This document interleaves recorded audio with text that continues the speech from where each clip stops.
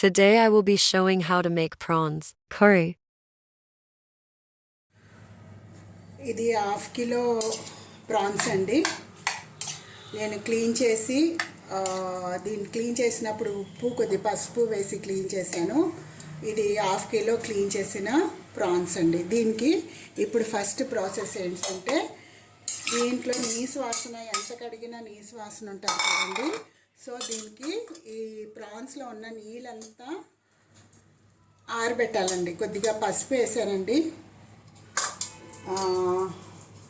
కొద్దిగా సాల్ట్ కొద్దిగా వేసుకోండి. మళ్ళీ మనం కూర వండినప్పుడు వేస్తాం కదా సాల్ట్. అండ్ కొద్దిగా జింజర్ గార్లిక్ పేస్ట్. సో కొద్దిగా ఆయిల్, జస్ట్ ఒక 2-3 చుక్కలు అంతే, ఓకేనా. సో ఇది అంతా బాగా కలిపేసి దీన్ని డ్రై చేయాలి. ఎందుకంటే ఇందులో ఉన్న వాటర్ అంతా డ్రై అయిపోవాలి. సో అప్పుడు ఈ ప్రాన్స్లో ఉన్న నీసు వాసన అంతా పోతుంది. సో ఇది పొయ్యి మీద పెట్టుకొని చూసారు కదండి, రొయ్యల్లో ఎంత నీళ్ళు వచ్చేసిందో. ఈ నీళ్ళంతా బాగా డ్రై అయిపోవాలండి. అప్పుడు ఈ రొయ్యల్లోని నీసు వాసన అని ఉండదండి.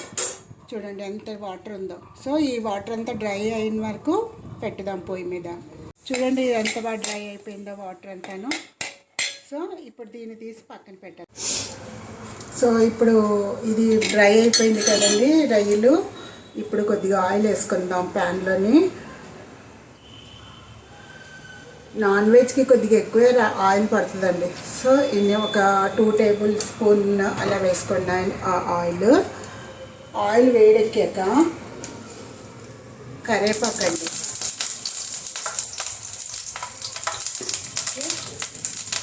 హాఫ్ కిలో రొయ్యలకి 200 గ్రామ్స్ ఆనియన్ అండి.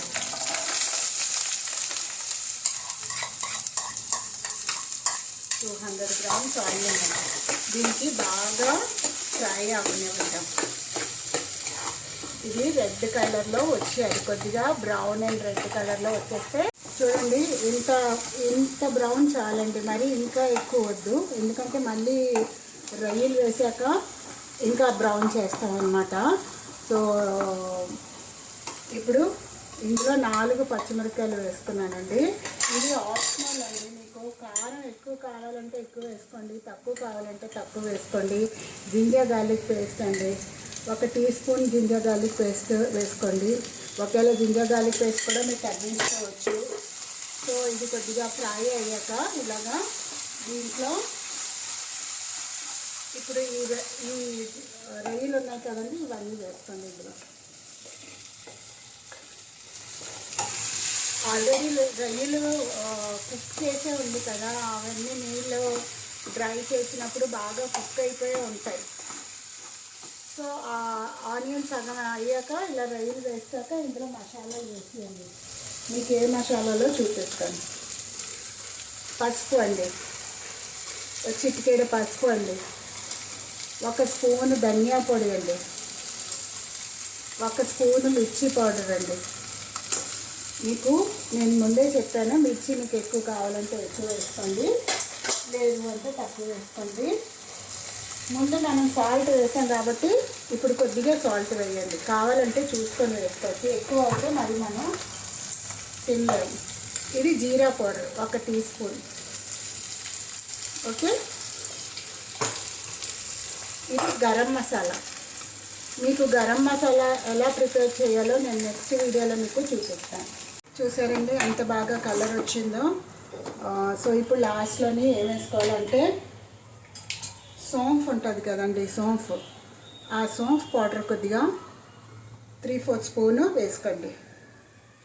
వేసుకున్న తర్వాత కొద్దిగా లెమన్ జ్యూస్ వేసుకోండి. సో ఇది వేసుకున్న తర్వాత మీరు బాగా కలిపియండి, సరేనా.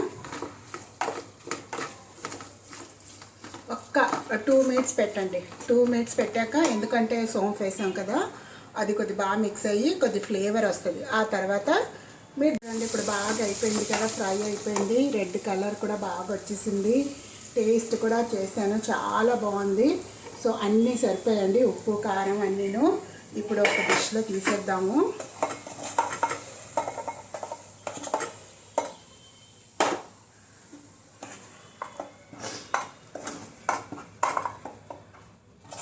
ఇలా మీరు చేసుకోండి, మీకు అస్సలు నీసు వాసన అని ఉండదండి. మా నాన్నమ్మ ఇలాగే చేస్తారు, మా మదర్ కూడా ఇలాగే చేస్తారు. వాళ్ళ దగ్గరే నేను ఈ రెసిపీ నేర్చుకున్నాను. పైన మీరు కొద్దిగా కొత్తిమీర గార్నిష్ చేసేయండి.